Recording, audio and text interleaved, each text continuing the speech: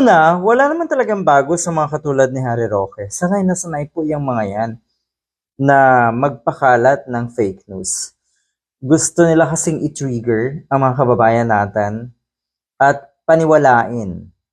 Gustong baluktutin ang kaisipan ng mga kababayan natin at paniwalain na walang kwenta itong gobyernong ito or administrasyon ni Marcos Jr.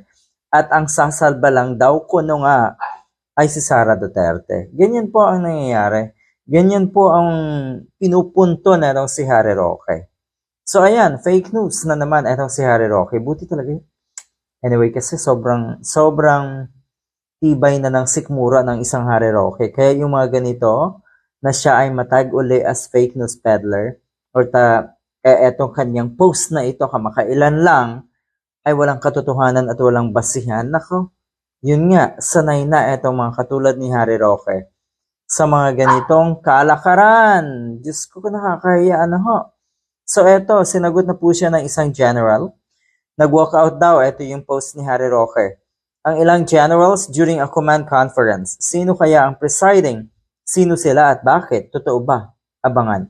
So, may question. May naman, kahit papano, patanong yung statement or yung post na ito ni Harry Roque. Pero doon din kasi ang puntan yan yung tipong i-ignite at ang mga netizens ay or ang mga kababayan natin ay matrigger para nga lalong umalsa, lalong magalit sa administrasyon ni Marcos Jr. Yan naman po ang punto ng isang Harry Roque. Nakakahiya, no? Ayan, no?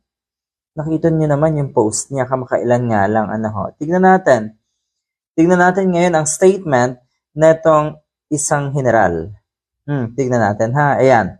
Inihayag ni Commodore Roy Vincent Trinidad, spokesperson pala ito ng Philippine Navy, for West Philippine Sea na huwag magpapaniwala sa maling impormasyon sa mga ulat ng ilang generals ng Armed Forces of the Philippines ang nag-walk out daw sa isang command conference noong July 4 na itinuturing na pagtutol o protesta laban sa pananaw ng isang top government official. Yan, ang tinutukoy na top government official, syempre, si President BBM dito sa post na ito. Yun Tinukoy ngayon na itong si Trinidad, ang Facebook post niya na itong si Harry Roque, at sinabi niyang fake news. Diyos ko, nakakahiya.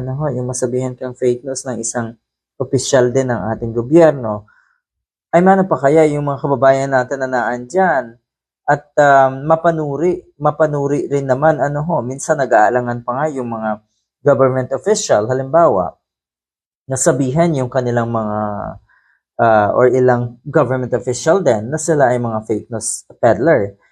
Minsan mag-aalangan pa yan na paratangan, pero nakikita ng taong bayan kung anong meron sa isang Harry Roque na talagang sinungaling.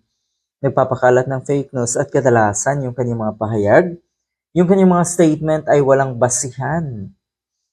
Ibig kong sabihin, nagmamarunong. Sige, magaling ka, pero bakit kailangan mong magmarunong? Bakit kailangan mong magmagaling?